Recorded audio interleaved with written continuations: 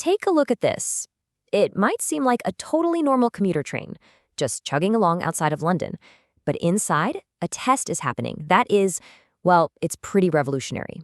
We're not talking about a faster engine. We're talking about a completely new way of knowing where you are, a technology that could literally change everything. So let's get into it. We've all had that moment, right? You're driving, following the map, you hit a tunnel, and poof, the little blue dot freezes. The nice voice on your phone goes silent. For a minute or two, you're flying blind. It's annoying, for sure. But imagine if it wasn't just for a minute. What if it just stopped working, period? Well, on this particular train, that's exactly what happened. As soon as it went into a tunnel, every passenger's phone lost its GPS. The train's own GPS system went dark too. But here's the thing. This train didn't get lost, not for a second. It knew its exact location, right down to the centimeter, without any signal from space, because it was testing something brand new. To really get why this is such a huge deal, we first have to talk about how incredibly dependent we are on GPS. We just expect it to work. But the truth is, our entire modern world is living inside of a very, very fragile bubble of satellite signals.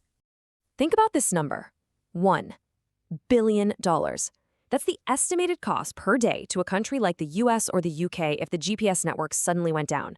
It's not just about getting directions. We're talking about supply chains, shipping, airplanes, banking. The entire global economy could just grind to a halt. And a GPS blackout isn't some kind of far-fetched sci-fi scenario. A massive solar flare could do it. Bad actors can use cheap jammers to block the signals in a whole area. And, even simple things like a concrete tunnel or those urban canyons between skyscrapers in a big city can make it totally useless. Our reliance on it is, well, it's a bit of a problem. So what if you didn't need a signal from a satellite at all? What if your device had its own internal compass, one so precise it could tell you where you are all on its own? Well, that's exactly what this new technology is. It's basically a quantum compass.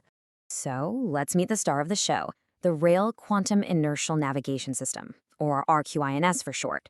The key thing to understand here is that it doesn't listen for a signal from space. Nope, it looks inward, using the mind-bending properties of atoms to measure its own movement. And because it's totally self-contained, there's no signal to jam. It's unjammable. Okay, so how on earth does it work? It definitely sounds like something from Star Trek, but the idea behind it is actually incredibly clever. So let's break down what the quantumness in this quantum compass is all about. So inside this box is a tiny vacuum chamber, and in there, lasers grab a small clot of atoms and basically hit them from all sides. This slows the atoms down until they're almost perfectly still. And here's the cool part. In physics, an atom's speed is its temperature. So by slowing them down this much, they become colder than the emptiest, coldest parts of deep space. How wild is that? So here's where the magic really happens. First, you trap and cool those atoms. And when you get them that cold, they start to behave less like tiny little bowling balls and more like waves. Then quick pulses from a laser act like an optical ruler. This ruler splits each atom wave in two, sends them on different paths, and then brings them back together. As the train moves, even a tiny bit, it changes how those two waves line up when they recombine. By measuring that difference, that interference pattern, the system can calculate its own movement with unbelievable precision. We're talking centimeter-level accuracy. All right, so making this work in a super clean lab with no vibrations is one thing. That's incredible in itself. But making it work on a bumpy, rattling real-world commuter train, that is a whole different ballgame. This quote from the research team really just says it all, doesn't it? Trains are shaky and violent. Quantum sensors are delicate.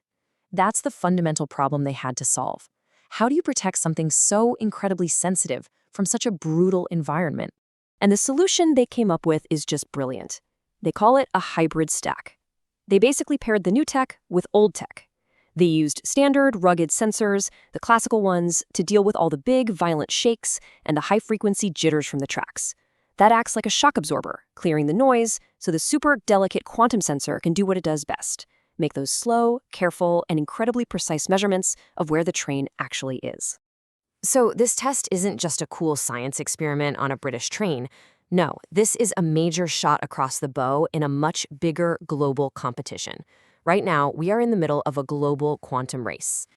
And when I say race, I mean countries are putting serious money on the table. The UK alone is investing $3.3 billion into its quantum strategy.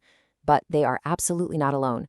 The US, China, and other major powers are all pouring billions into mastering these technologies for everything from supercomputers to, you guessed it, navigation. And look, this isn't some far-off dream. The UK has a very real, very ambitious roadmap. By 2030, the plan is to have this tech on planes and critical railways. By 2033, the goal is to be a quantum-enabled economy. And by 2035, the vision is for quantum navigation to just be a standard feature across all our most important infrastructure. It's coming, and it's coming fast. Think about it. GPS literally reshaped our world. It gave us everything from Uber to global supply chains. It changed how we live, work, and move. So now we're on the verge of the next leap. And it leaves us with this incredible question. What new world will we build when our technology has a perfect, unjammable quantum sense of direction?